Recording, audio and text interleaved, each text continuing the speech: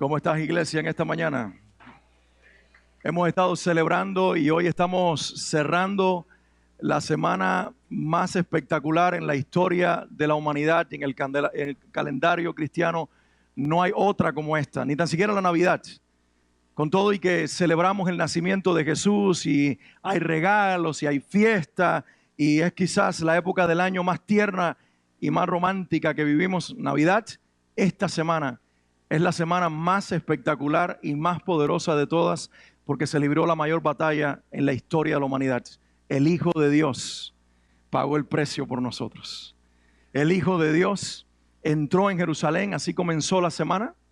Entró recibiendo la alabanza un domingo como este, pero el que celebramos la semana anterior conmemoraba aquel momento llamado la entrada triunfal. Jesús entrando en Jerusalén, la gente, niños, hombres, mujeres, alzando voces y diciendo, Hosana al que viene en el nombre de David. Hosana al Hijo de David. Pero en esa misma semana, Jesús reúne a sus discípulos, celebra la cena, parte el pan, da la copa de vino y dice, así como este pan es partido y esta copa que bebemos contiene este vino, así mi sangre va a ser derramada por ustedes, así mi cuerpo va a ser entregado por ustedes. Y de esta manera estaba diciendo, prepárense porque me voy a separar por un momento de ustedes, voy a ir a la cruz, voy a morir y van a vivir el momento más difícil y más triste de la historia. El viernes celebramos ese momento en la historia de la humanidad cuando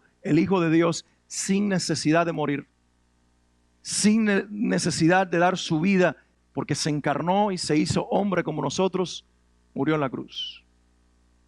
Y esa muerte pareció la derrota de la vida y el final de la historia en un capítulo de la humanidad donde el mundo había sido tocado por el milagro, por el amor, por la misericordia y por la persona de Jesús.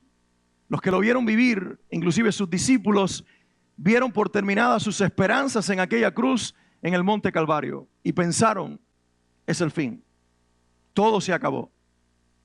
El sábado hubo silencio. El sábado, cuando más había mujeres y hombres que habían sido sus seguidores llorando escondidos porque ni tan siquiera podían llorar en público porque sus vidas eran amenazadas por la muerte también. Pero el domingo llegó y el domingo hubo resurrección. Y el domingo la vida se levantó para darnos vida. Por eso el viernes que provocó el llanto, el sábado que provocó el silencio y la tristeza de la esperanza que había muerto, fue sustituido por el domingo de la resurrección y de la vida que se levantó. Y si alguien lo cree conmigo en este lugar, puede decir amén, aleluya, gloria a Dios. Valió la pena, creo en la resurrección. De hecho, hoy quiero hablar de por qué creo en la resurrección. Porque si algo divide la historia, no es la existencia de Dios. La gran mayoría de los seres humanos creen que Dios existe. La gran mayoría de las personas no se pelean por la idea de Dios. Independientemente de las muchas ideas y conclusiones acerca de la existencia de Dios, no hay pelea con respecto a Dios, porque de una forma u otra todos dicen creer en Él. Ni tan siquiera hay pelea en la humanidad por la existencia de Jesús. Porque el Jesús histórico, el hombre de Palestina, el que vivió entre la gente, es aceptado.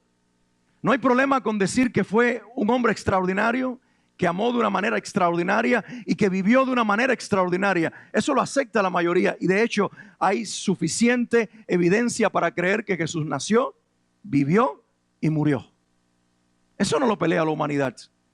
Pero cuando llegamos al evento del domingo y celebramos y hablamos de este evento que hoy celebramos, que al tercer día Cristo no solamente estuvo en la tumba, sino que de ella se levantó y resucitó, la humanidad se parte en dos. Porque la resurrección habla de la vida. Porque la resurrección habla de que la muerte se levantó una vez más, de que el que había muerto recuperó la vida y recuperó la vida para siempre. Y si la humanidad, todos los que estamos hoy vivos en el planeta Tierra, aceptamos que Cristo resucitó, tenemos que aceptar todo lo demás que Él dijo que era. Si Él resucitó, entonces Él es Dios.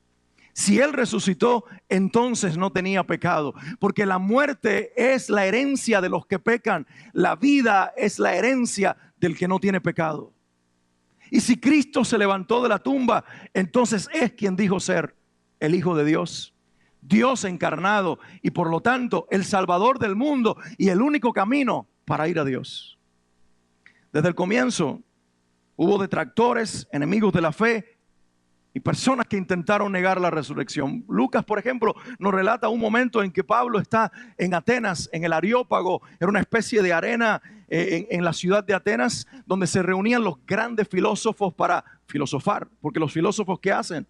Filosofar sobre temas de la vida. Y escucharon a este Pablo y dijeron, es un hombre interesante.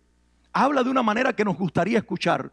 Y lo invitaron a su Areópago, a su arena. Y Pablo está hablando en aquel lugar del Dios de la creación, del Dios que hizo todas las cosas, y ellos están atentos, prestándole atención y hasta quizás con un aire de aprobación a lo que este hombre de Jerusalén habla. Él está hablando de Yahweh, el Dios de los judíos, y hasta cierta forma ellos dicen, tu Dios encaja dentro de nuestra fe, porque nosotros aceptamos a todos los dioses. Pero de momento Jesús comienza, o más bien Pablo comienza a hablar de Jesús. Y Pablo comienza a hablar de que Jesús era el Hijo de Dios. Y ellos dijeron, suena un poco raro, pero es aceptable. Pablo comenzó a hablar de los milagros de Jesús y ellos dijeron, fantástico, nunca habíamos escuchado de alguien que daba vista a los ciegos, oído a los sordos, hacía caminar a los paralíticos e inclusive hacía levantar a los muertos de la tumba. Hasta ahí estuvo bien. Pero Pablo entonces se le ocurrió concluir su mensaje y su disertación frente a aquellos griegos, hablando del evento del tercer día, de la tumba vacía y del Jesús resucitado. Y cuando él comenzó a hablar de la resurrección, los griegos comenzaron a levantarse y a decir, te escucharemos en otro momento porque eres un palabrero. Hasta el principio y hasta la mitad de la disertación, todo estaba bien. Pero cuando llegó al final y habló de resurrección, muchos se levantaron y se fueron y pocos creyeron. Porque cuando uno acepta la resurrección, uno acepta que uno es un pecador. Uno reconoce que necesita un Salvador. Cuando uno acepta la resurrección, está aceptando que Jesús murió, pero no murió por una causa fallida, sino que murió para darnos vida a cada uno de nosotros. Cuando uno acepta la resurrección, no acepta que lo mataron porque tenía detractores y enemigos, sino que lo mataron porque Él dio su vida para morir por nosotros.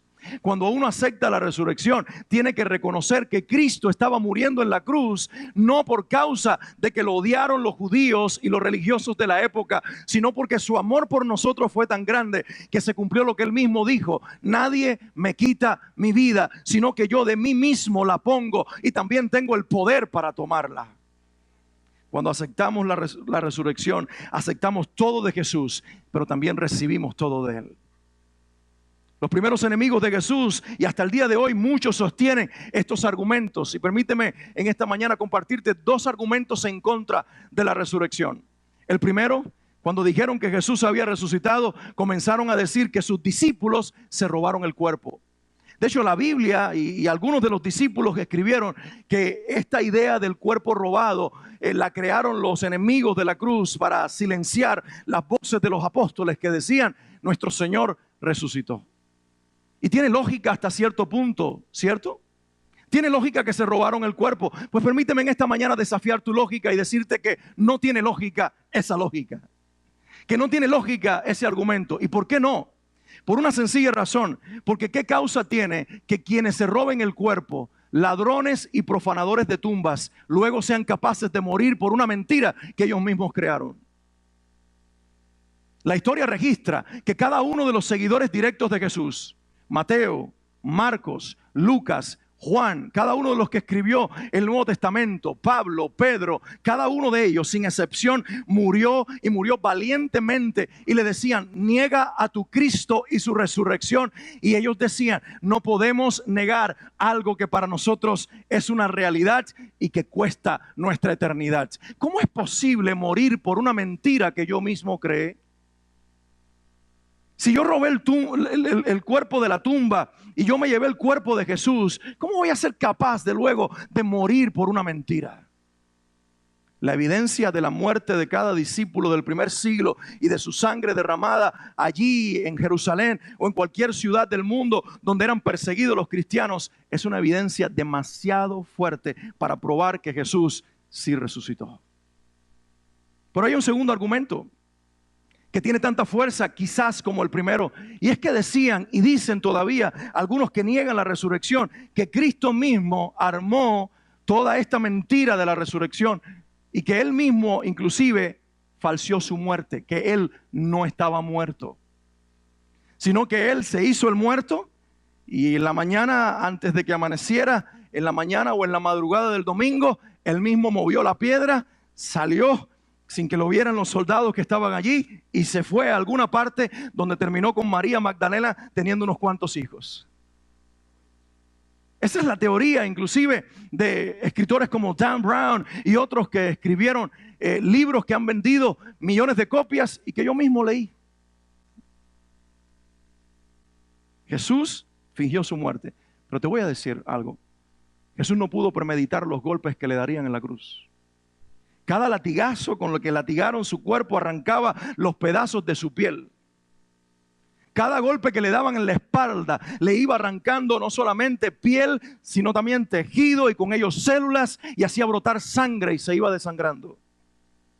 Luego, sobre ese cuerpo todo latigado y todo maltratado, pusieron una pesada madera que era parte de la cruz para que Él la cargara, y dice la historia y también dicen sus escritores del Nuevo Testamento que pesó tanto ante la debilidad de su cuerpo que Él terminó en el suelo no pudiendo más y buscaron a un hombre de origen africano, Simón de Cirene, para que terminara cargando la cruz y la llevara hasta el Gólgota, hasta el Calvario, donde finalmente ese pedazo de madera completaría la cruz donde Cristo iba a ser crucificado. ¿Cómo es posible que alguien con tantos golpes finja su muerte? ¿Cómo es posible que alguien al que clavan a una cruz, que de por sí ese estado de crucifixión produce asfixia, finja su muerte? ¿Cómo es posible que a alguien al que le claven una corona de espinas en la cabeza y sangre también por las heridas de las espinas, finja su muerte? ¿Y cómo es posible que a alguien al que finalmente le traspasen el corazón con una lanza, finjan su muerte? Y supongamos que todo esto sea posible, hay que tener más fe para creer que Jesús fingió su muerte que para creer en la resurrección. Pero supongamos que todo esto es posible y que después que le pusieron la corona de espinas, lo latigaron, lo crucificaron, vivió el punto casi máximo de asfixia y finalmente lo terminaron de rematar con una espada que atravesó su corazón. Aún así Él pudo fingir su muerte. Eso es imposible. Pero supongamos que ese argumento tiene valor. Pregunto, ¿cómo alguien tan desfigurado, maltratado, que alguien que inclusive atravesaron con una lanza y supongamos que no le tocó el corazón, pero que de todas formas tiene la herida, luego tiene la fuerza para mover una piedra que pesa toneladas y salir de una cruz y salir de una tumba donde él no tenía el poder para mover esa piedra? ¿Y cómo es posible que los soldados que estaban allí custodiando la tumba luego salieron corriendo porque dijeron ver una luz? Y vieron a un ángel descender, mover la piedra, y luego tuvieron que cambiar su teoría o su argumento porque los iban a matar. Pero la idea inicial fue decir, vimos una luz del cielo que descendió, un ángel que movió la piedra, y ya luego tuvimos que irnos de aquel lugar porque era demasiado para soportarlo. Hay demasiadas evidencias a favor de la resurrección. Permítanme leerles en esta mañana lo que Josefo, el historiador judío, no muy mencionado, salvo por nosotros los que creemos en la resurrección, contemporáneo de los discípulos de Cristo, no vivió siglos después, vivió en la época de Jesús, vivió en la época de Pablo, de Juan y de cada uno de los discípulos. Él escribió estas palabras y dijo, vivió por esta época Jesús, un hombre sabio, si es que se le puede llamar hombre, porque fue hacedor de hechos portentosos, maestro de hombres que aceptan con gusto la verdad. Atrajo a muchos judíos y a muchos de origen griego. Era el Mesías. Cuando Pilato, tras escuchar la acusación que contra él formularon los principales de entre nosotros, lo condenó a ser crucificado, aquellos que lo habían amado al principio no dejaron de hacerlo, porque al tercer día se les manifestó vivo de nuevo, habiendo profetizado los divinos profetas estas y otras maravillas acerca de él. Y hasta el día de hoy no ha desaparecido la tribu de los cristianos. Pareciera que quien escribe es un cristiano, pero quien escribe es Flavio Josefo, el historiador judío. Nunca llegó a ser cristiano, mas sí se asombró con toda la fe de los cristianos y dejó allí en su libro Antigüedades Judías la evidencia de aquel Jesús y el testimonio de sus discípulos que vivían una fe inquebrantable, porque no solamente habían creído en un Cristo que hizo milagros y en un Cristo que fue una cruz por amor, sino que también al tercer día ese mismo Jesús se les había presentado resucitado y vivo para siempre. Dale un aplauso al Señor Jesús. Iglesia preciosa, si nosotros negamos la resurrección, negamos la vida de nuestra fe. Ay, qué lindo quedó. Es que tenemos efectos especiales aquí. Si nosotros negamos la resurrección, negamos la vida de nuestra fe. Por eso permítame en esta mañana decirte por qué yo creo en la resurrección. No sé la respuesta que tú tienes a esta pregunta, pero yo tengo respuestas a esta pregunta que me las he hecho una y otra vez a lo largo de mi vida cristiana. Y cada vez que llega esta fecha me pregunto a mí mismo, a mi mente lógica, a mi mente racional, a mi mente que trata de argumentar junto con todos los razonamientos del mundo, que habrá la posibilidad de que Jesús no resucitó. Pero luego entonces digo, Alex, tienes demasiada evidencia, hay demasiados argumentos en la historia, hay demasiadas razones a lo largo del tiempo que han demostrado que Jesús es una realidad. Pero no solamente eso, tengo la evidencia en mi propia vida de que Jesús está vivo, porque lo he conocido, me ha transformado la vida, me cambió la existencia. No es una idea, no es el producto de mi enajenación, es el producto de su poder. Cuando los médicos desahuciaron mi cuerpo y por 11 meses mi hígado no tenía solución, vino Jesús y con su mano, frente a una simple oración de un adolescente de 16 años que no tenía cura, le pidió a Dios: si tú eres Dios, como me lo has demostrado, ven y sáname ahora. Y Él lo hizo.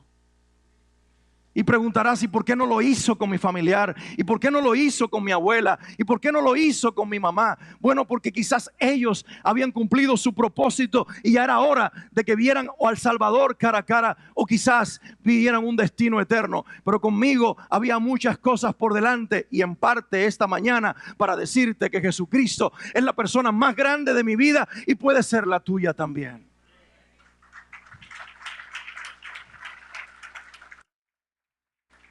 La primera razón de por qué creo en la resurrección, y espero que sea la tuya al salir de este lugar, es porque la resurrección potencializa mi fe. Mi fe se vuelve fuerte y poderosa frente al factor de la resurrección. Y no hablo de la fe de creer que mañana será mejor. Eso está incluido, pero hablo de una fe mucho más trascendente. No hablo de la fe que me puede sanar. Eso ya lo he vivido y lo viviremos en el camino. Pero hablo de una fe mucho mayor. No hablo solamente de un futuro mejor, de que las cosas puedan ir bien, de que frente a una oración o a la distancia de una oración Dios provoque el milagro. No, hablo de la fe de que mis pecados han sido perdonados. Cuando negamos la resurrección, nos convertimos en las personas más orgullosas del planeta Tierra. Porque cuando hablamos de resurrección y creemos en resurrección, también estamos apuntando al viernes antes de la resurrección. Estamos apuntando al viernes de la crucifixión. Hubo una resurrección porque hubo una crucifixión. Cristo resucitó porque primero fue crucificado. Y la pregunta es, ¿por qué fue crucificado? Él dijo que lo hacía no porque era débil y no podía enfrentarse a los judíos de la época o a los romanos del poder. Él dijo, soy crucificado porque mi amor por ustedes es tan fuerte y es tan eterno que voy a la cruz a morir por cada uno de ustedes. ¿Alguien escuchó lo que acabé de decir? No se me distraigan con los que entran. Miren un momento para acá porque hoy está en juego tu eternidad. Amén. Cristo dijo, voy a la cruz a morir por ti. Voy a la cruz a derramar hasta la última gota de sangre por amor a ti. Escucha estas palabras. Pablo escribió en 1 Corintios 15 y dijo, y si Cristo no ha resucitado, nuestra predicación no sirve para nada. Si Cristo no resucitó, nuestra predicación no sirve para nada, como tampoco la fe de ustedes. Porque si los muertos no resucitan, tampoco Cristo ha resucitado. Y si Cristo no ha resucitado, la fe de ustedes es ilusoria y todavía están en sus pecados. Esta es la noticia que hay detrás de la resurrección. Si Él no resucitó, todavía vivo en mis pecados. Pero si Él resucitó, he sido perdonado. Y eso quiere decir que todo lo que me separaba de Dios y todo lo que atenta contra mi propia vida ha sido solucionado en la cruz y hay solución para mi problema. Eso quiere decir que el que vive atado por los vicios, hay solución para los vicios del alcohol, de la droga, del tabaquismo, de las sustancias que contaminan tu cuerpo, porque alguien pagó en la cruz del Calvario la victoria sobre tu vicio. Alguien debería decir amén en este lugar. Eso quiere decir que si tú no puedes sostener tu relación matrimonial porque estás siempre como un picaflor conquistando a otras mujeres y no te funciona la vida y el matrimonio se te está yendo abajo y quieres cambiar tu vida porque Cristo murió en la cruz pero se levantó al tercer día, hay perdón para cada uno de tus pecados, tu adulterio y todas tus decisiones, pero también hay una nueva vida de matrimonio restaurado, de una unión entre un hombre y una mujer que dura para siempre, no porque son perseverantes, sino porque Cristo venció para que nosotros venzamos con Él.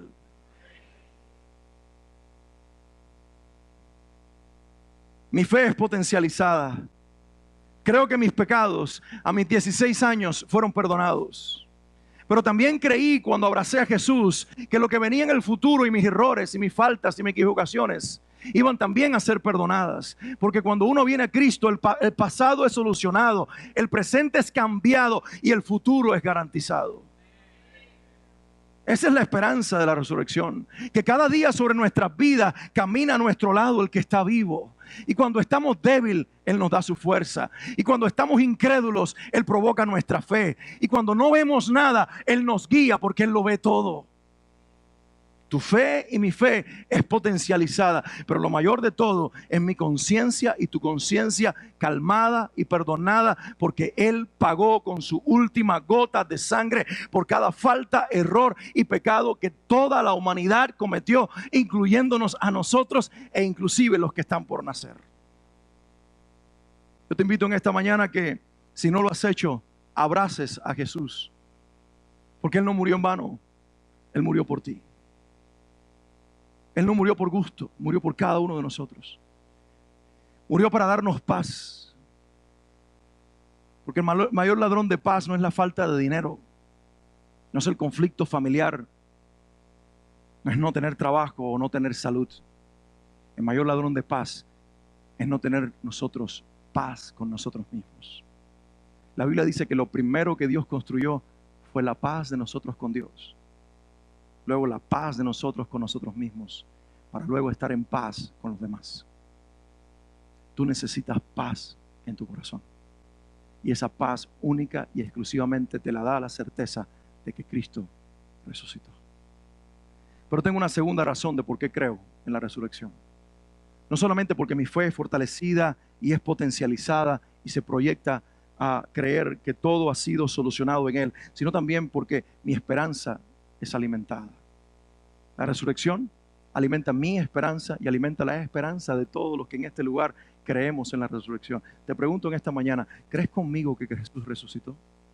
Digo, doy por sentado que si estás aquí en esta mañana, la mayoría llegó por su propia voluntad, no lo trajo nadie con una pistola en la cabeza, sino que quisieron venir porque ustedes creen o están a punto de creer que Jesús resucitó, y por eso en esta mañana estamos celebrando lo que ya pasó, pero todavía marca nuestras vidas y define nuestro futuro. ¿Alguien cree conmigo esta gran verdad que Jesucristo resucitó? Bueno, ¿alguien puede decir amén? Dale un aplauso al Señor. Pablo dijo, el apóstol Pablo escribió, lo cierto es que Cristo ha sido levantado de entre los muertos como primicias de los que murieron. De hecho, ya que la muerte vino por medio de un hombre, Adán, también por medio de un hombre, Jesús, viene la resurrección de los muertos.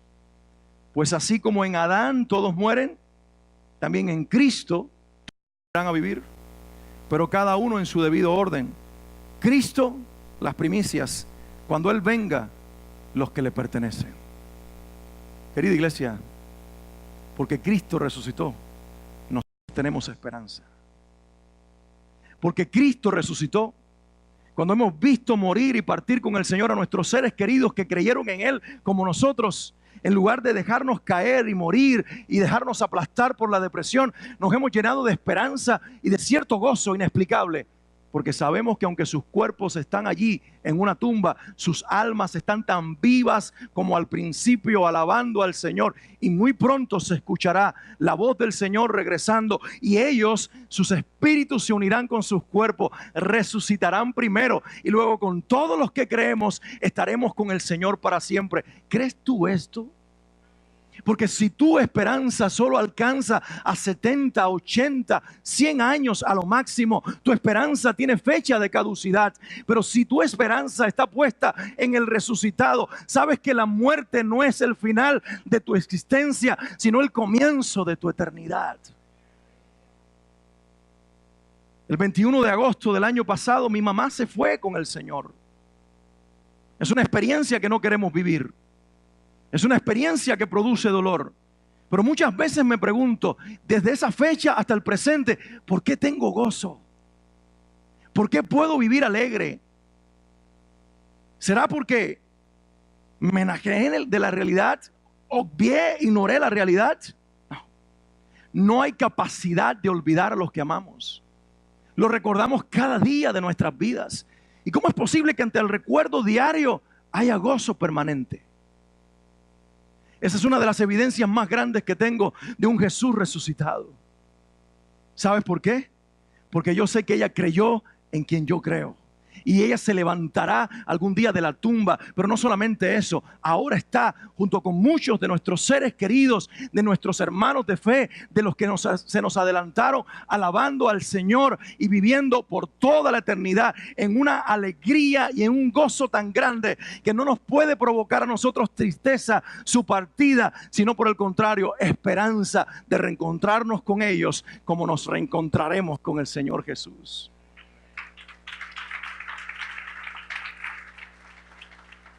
Es triste vivir sin esa esperanza. Y no es que la humanidad no tenga esperanza, porque todos están esperando siempre el año nuevo. Porque por ahí cuando se acerca el 31 de diciembre y estamos por entrar al día primero del año siguiente, muchos dicen, ¿año nuevo? ¿Año nuevo? Sí, ¿cómo dice? ¿Año nuevo? Vida nueva. Ustedes están leyendo el mismo periódico. Y entran al nuevo año y entran como que este año sí. Y ahora sí, este año sí voy a verme flaco. Y cuando llegue el 31 del año siguiente, usted está más gordo que el anterior. Y este año sí voy a lograr mis metas. Y terminas más endeudado.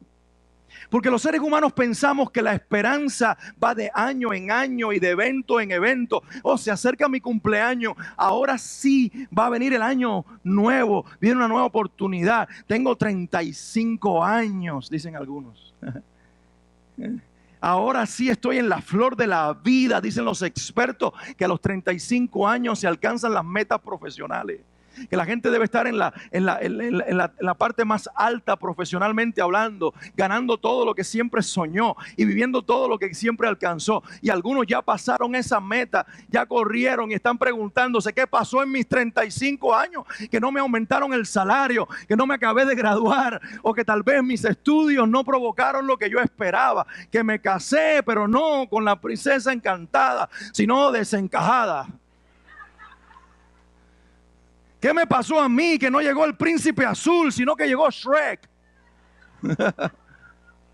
Porque la esperanza de esta vida no es siempre lo que nosotros queremos, pero te tengo una noticia: cambia de perspectiva. No esperes más al año nuevo, al día de tu cumpleaños, a la edad perfecta, al salario perfecto, a la esposa perfecta o al marido perfecto, porque eso no existe. La realidad es cambiante, la vida es frustrante, la vida tiene momentos buenos y momentos malos, alegres y otros tristes, de salud y de enfermedad. Pero hay alguien que no cambia. Y hay algo que no cambia junto con Él. Él está vivo, y porque está vivo, su esperanza, y la esperanza en Él es permanente. La tenemos cuando estamos sanos, y la tenemos cuando estamos enfermos. La tenemos cuando tenemos dinero, y la tenemos cuando no tenemos dinero. Cuando estamos solos o cuando estamos acompañados. Él es el mismo ayer, hoy y por los siglos. Y vivir en esta realidad es sumamente poderoso. Te estoy hablando desde nuestra experiencia, de lo que vivimos a diario, de lo que disfrutamos a diario. Porque las circunstancias nos han enseñado que ellas van y vienen, pero en medio de las circunstancias, el Señor Jesucristo nos ha demostrado que Él siempre es el mismo. Hay un miedo común que tienen todos los seres humanos. Hay diferentes miedos. Algunos tienen miedos a los animales, algunos tienen miedo a los gatos, o tienen miedo a los sapos, a las ranas, a las lagartijas, a las cucarachas, diferentes miedos. Algunos tienen miedo a volar, otros tienen miedo a subirse a algún lugar alto, como me pasa a mí. Algunos tienen diferentes clases de miedo, pero todos tenemos un miedo en común, hasta que ese miedo es vencido por la vida. Y este miedo en común es el miedo a morir. Por eso queremos alargar la vida. Por eso queremos parecer que estamos jóvenes más de lo que somos. Porque pensamos que de esa manera vamos a jugar con la muerte. Vamos a tratar de burlar a la muerte. Como aquel que tenía el pelo largo y la muerte lo estaba buscando. Y le dijeron: oye, ¿sabes que la muerte viene a buscarte? Y dice: ¿qué hago? ¿Qué hago? Y finalmente dijo: nada, me voy a pelar. Y se peló el calvo. Y la muerte lo buscó por todas partes y no lo encontró. Y finalmente lo vio y dice: no encontré el que estaba buscando, pero me llevo a este calvo. Por mucho que tú juegues con esta realidad, va a llegar. Perdónenme los calvos en este lugar, pero no estaba tratando de hablar. Yo sé que ustedes son los únicos en este lugar que no tienen ni un pelo de tonto, ¿eh? Pero la realidad es esta: que la muerte nos va a tocar a la puerta a todos. El viernes que celebrábamos la muerte de Cristo, Dios llamó a su presencia. ¡Qué honor! Dios llamó a su presencia a Julio Melgar, uno de los más grandes adoradores de nuestra generación. 47 años, una esposa joven y 3 hijos jóvenes. Yo hubiera querido que viviera más. Oramos como ninguno. La iglesia en el mundo se unió. Los grandes adoradores cristianos viajaron a Guatemala a celebrar un concierto para pagar con los fondos adquiridos el tratamiento último para que el páncreas fuera sanado. Dios podía haberlo sanado. Hemos tenido testimonios aquí en esta iglesia de hombres levantados del coma. Domingo pasado estaba aquí entre nosotros Miguel Puello, y Dios lo levantó después de una oración que hice del coma en el que estaba, y luego de una cirrosis hepática después de más de 10 ¿cuántos años ya? Olvidé la fecha en que ocurrió el milagro. Él vive libre de cirrosis hepática. Hemos visto gente sanada de hepatitis crónica, incurable. Gente sanada de problemas de enfermedad en la sangre que nacieron con ella. Una mujer con 5 tumores en su cuerpo que desaparecieron de un miércoles al otro miércoles. Dios lo puede hacer. Para Dios nada es imposible. Pero Dios decidió llevarse a Julio Melgar en pleno, quizás, temporada de su vida. ¿Y por qué razón? Porque ya cumplió su propósito. Algunos lo terminan a los 100 años y otros a mitad de la vida. La pregunta es, cuando llegue el último segundo de mi vida, como dice el salmista en el Salmo 139, tú mirabas mi embrión cuando era formado, tú contabas todos mis días y en tu libro están escritos todos los dichos acerca de mí.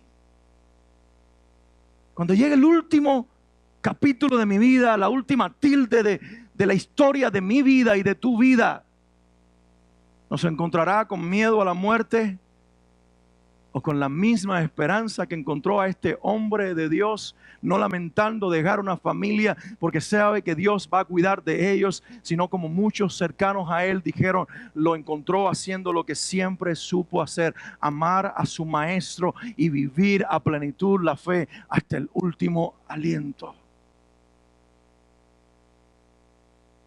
El temor a la muerte se disipa cuando te abraza la esperanza duradera y la esperanza eterna.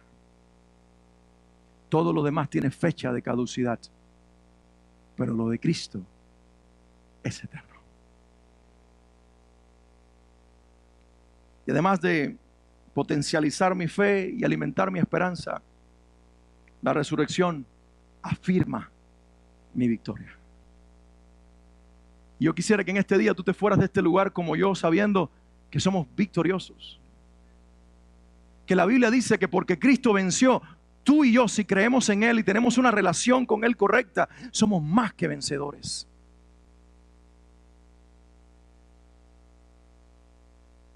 En el mismo relato de la resurrección, el capítulo más increíble donde se habla de resurrección, capítulo 15 de 1 Corintios, Pablo dice estas mismas palabras. ¿Dónde está, oh muerte, tu victoria? ¿Dónde está, oh muerte, tu aguijón? Porque el aguijón de la muerte es el pecado.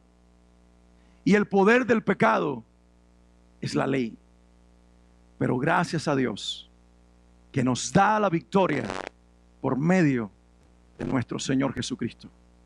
Por lo tanto, mis queridos hermanos, manténganse firmes e inconmovibles, progresando siempre en la obra del Señor, conscientes de que su trabajo en el Señor no es en vano.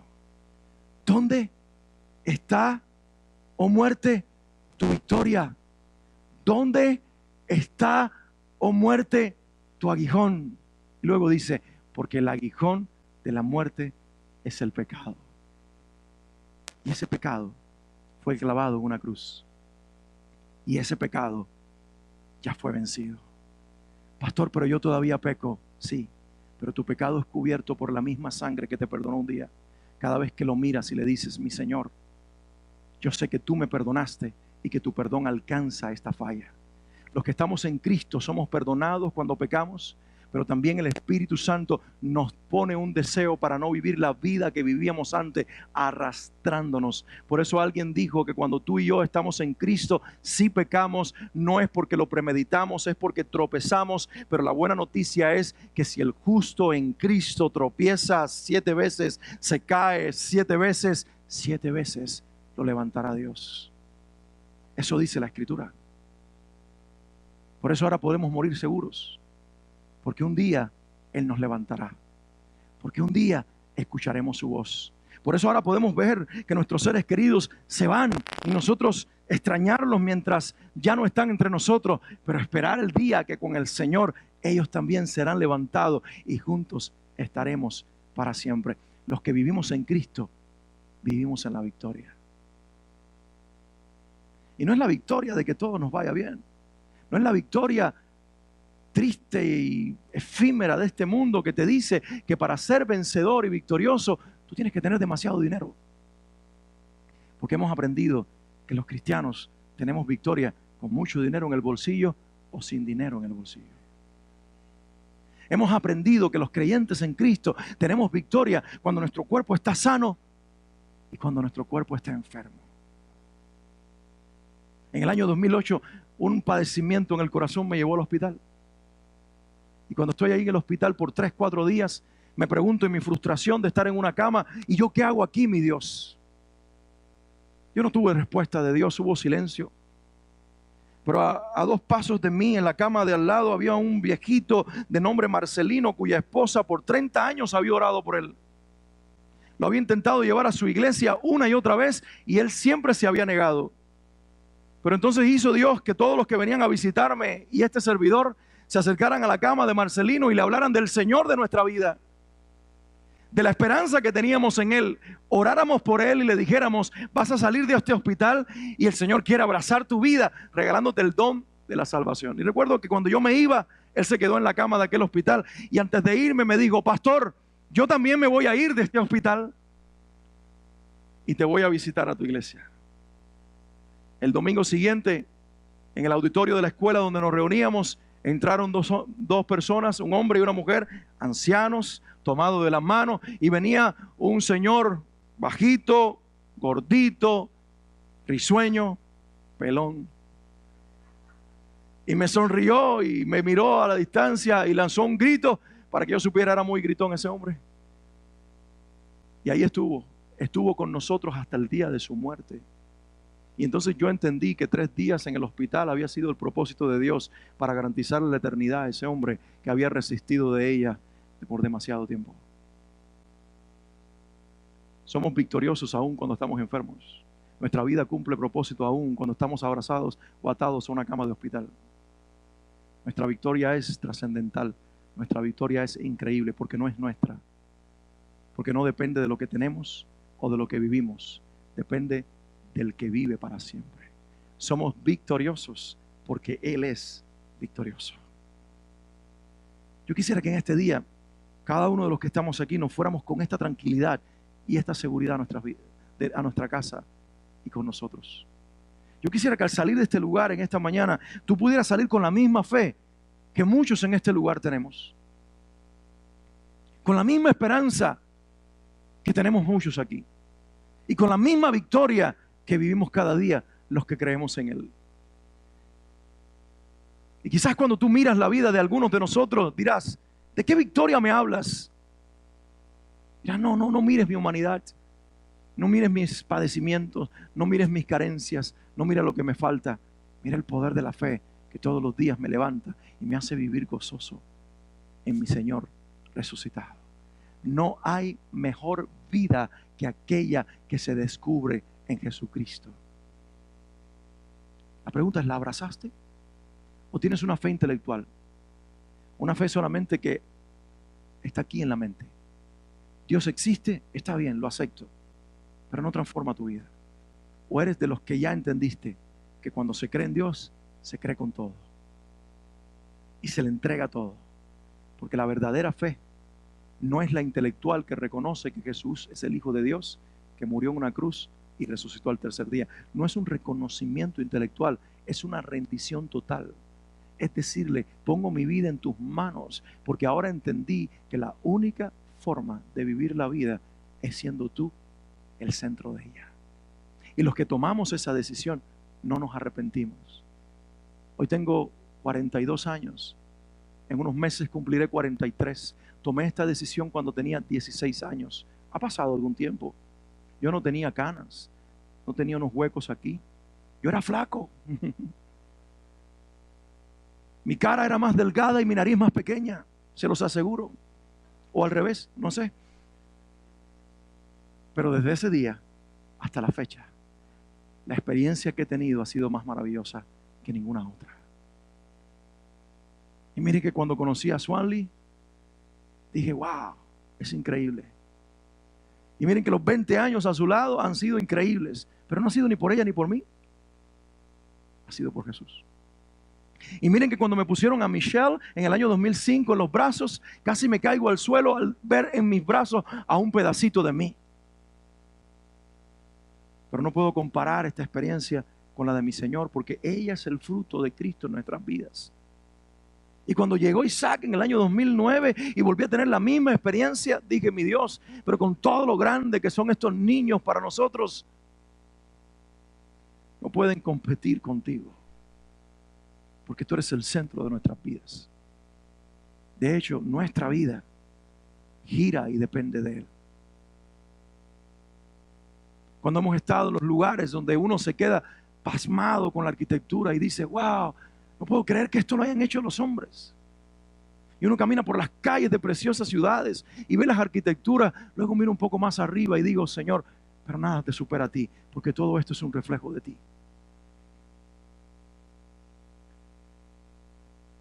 No hay mejor experiencia que vivir convencido de que la mirada de tu Salvador está fija en ti, porque te ama y te ama grande. Recuerdo la promesa en el Salmo 32:8 que dice: sobre ti he puesto mis ojos. Sobre ti he puesto tu mirada. Quiero decirte algo y con esto quiero concluir.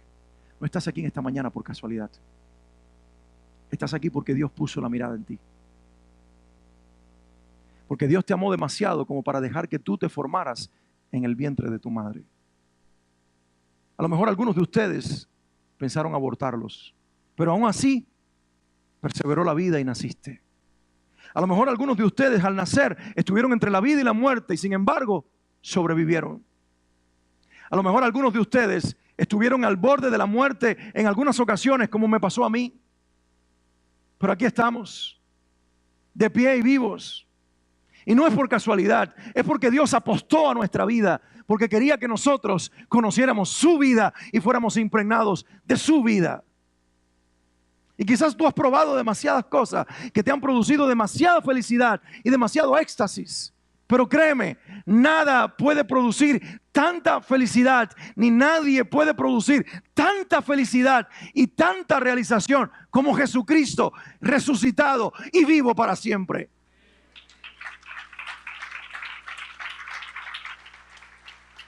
Atrévete a probarlo. Cuando yo probé a Jesús y mis amigos usaban drogas, yo les decía: no, yo no necesito eso. Porque ya yo había conocido el amor de uno que era mayor que el éxtasis que ellos tenían. Por eso cuando estuvieron entre el borde de la vida y la muerte, Dios me llevó a mí al hospital para que ellos resucitaran de su muerte. Porque su droga los llevó a la destrucción, pero mi vida los llevó a la vida. Y no por mi vida, sino porque mi vida es la vida de mi Salvador. La experiencia con Cristo es mayor que el éxtasis de cualquier droga. Es mayor que la satisfacción y el placer de cualquier relación entre un hombre y una mujer. Es más grande que cualquiera de los placeres de esta vida. Porque Él es la vida.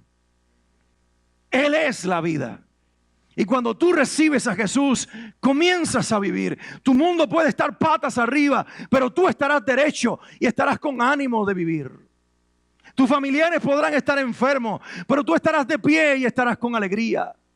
Tus hijos podrán estar perdidos, pero tú serás revestida y revestido de fe de que ellos serán alcanzados y transformados por la vida que te cambió a ti. Tu economía podrá estar por el suelo, pero ya sabes que no dependes ni de la bolsa en New York, ni del empleo que tienes, sino del Padre proveedor que ahora camina a tu lado. La vida con Jesús es demasiado maravillosa, porque en ella se impregna la fe para creer en lo imposible en el presente, y en ella se impregna la esperanza de que todo mañana será vida y vida en abundancia en Jesucristo. No importa que de por medio haya una tumba, nuestro cuerpo estará dormido, pero nuestro espíritu estará en su presencia. Y de aquí a un tiempo muy cercano habrá el milagro más grande de la historia, cuando miles y millones de creyentes serán resucitados para siempre. Yo seré parte de esa historia y tú serás parte de esa historia si te atreves a creer conmigo. Quiero invitarte a que te pongas de pie. Y mientras te pones de pie, por favor, yo quiero que en esta mañana reflexionemos. Y quiero que con honestidad nos respondamos esta pregunta. ¿Tengo la esperanza de la resurrección? ¿Tengo una relación con el resucitado? ¿O tengo una fe familiar de tradiciones que depende de ritos, de costumbres vacías y huecas? ¿O tengo una relación íntima y cercana con mi mejor amigo Jesús, con quien hablo, camino y comparto todos los días de mi vida? Si tú puedes hoy decir: tengo esa relación, este es un momento ideal para que tú lo alabes y para que le des gracias, porque esa relación que tú y yo tenemos con Jesús no la merecíamos. Él nos la dio por pura gracia. Pero si no tienes esta relación, y tu fe solamente es intelectual, y tu fe no ha transformado tu vida, y no ha nacido el deseo de todos los días buscar su voluntad, hoy Dios quiere darte esa oportunidad. Nunca es demasiado tarde para llegar a Jesús. Algunos llegamos bien jóvenes y otros llegan ya mayorcitos, pero lo importante es todos llegar. Como aquel hombre junto a la cruz, mientras su compañero se burlaba de Jesús, él lo hizo callar y le dijo: ¿no ves que el que está en medio de nosotros es Dios muriendo por nosotros? Y luego, mirando a Jesús, le dijo: Señor, cuando tú vengas en tu reino, acuérdate de mí. Y Jesús le dijo: no cuando venga, sino que hoy mismo estarás conmigo en el paraíso. Porque Dios no deja para mañana lo que en Él puede ser hoy. Él no posterga el gozo, Él no retiene la esperanza, Él no detiene la bendición, Él te la da hoy. Y a ti te digo, como Jesús le dijo al ladrón en la cruz: lo de Dios para ti es para hoy. Si tú abres tu corazón hoy, tendrás la esperanza de la vida eterna que tuvo aquel hombre y tenemos nosotros.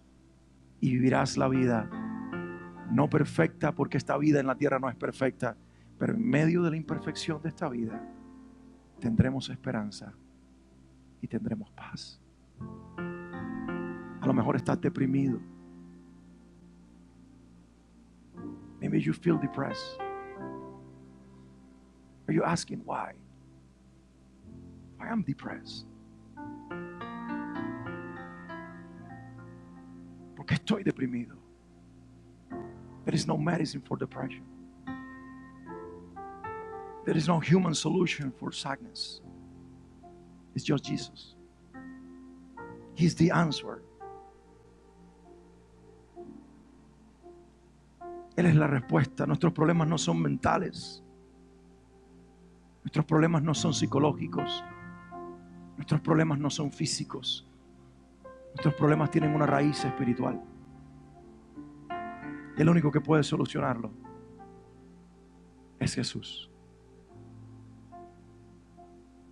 Y si en esta mañana crees junto conmigo, quieres hacer esta oración, todos los que han creído como yo he creído, y todos los que quieran tomar esta decisión en este día, oramos juntos y le decimos: Señor Jesús, gracias, porque siendo la vida, te hiciste muerte para que yo tenga vida junto contigo.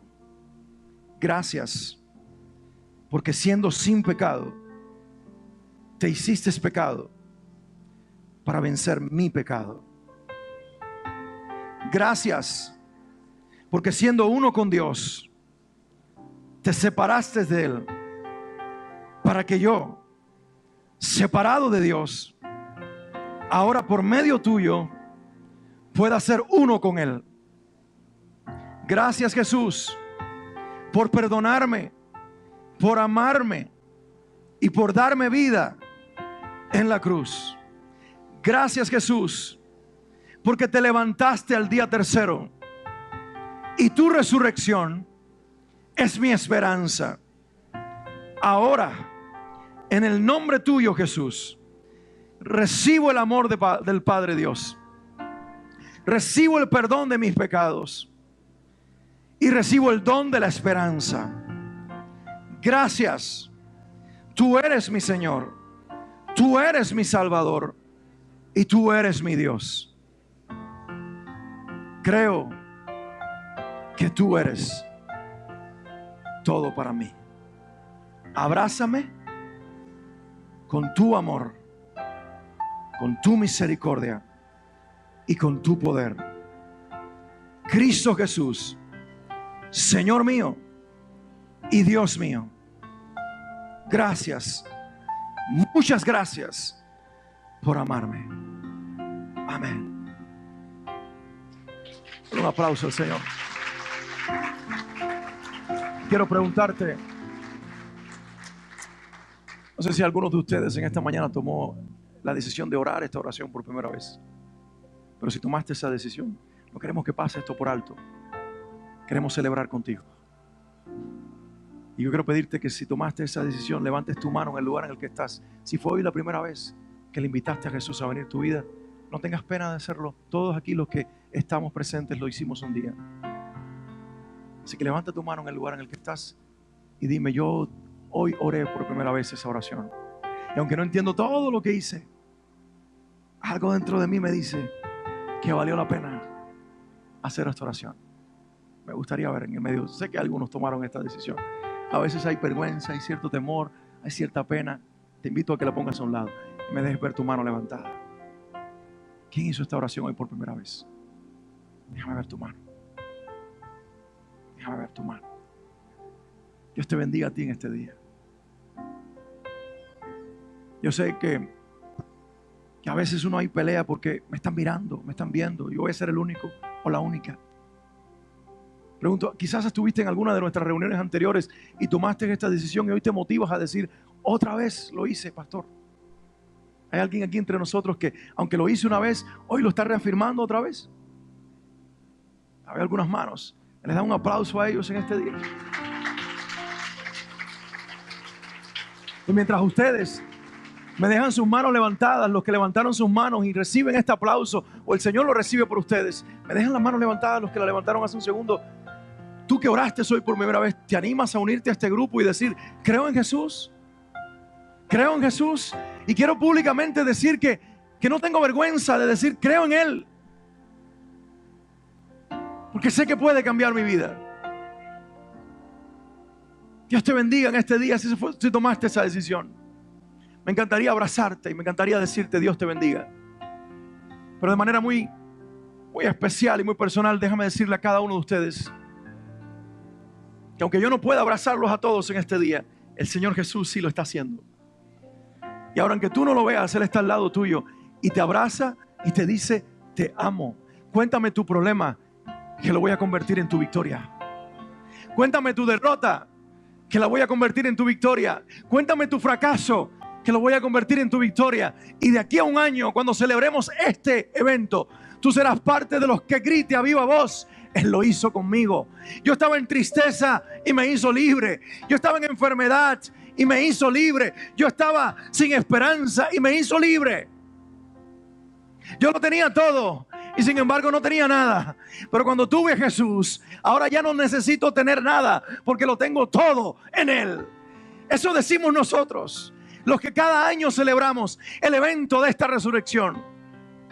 Y yo sé que el próximo año, lo digo creyendo en el Dios que cambia las vidas, tú serás parte de esta celebración y serás uno que sin temor y vergüenza dirá: creo en Cristo y en Él resucitado. Habrá una iglesia en este lugar que celebre esta victoria y le dé un aplauso al Señor de la historia, al resucitado. Dáselo fuerte a Él. Venga el grupo, vamos a alabar, vamos a exaltar a nuestro Dios.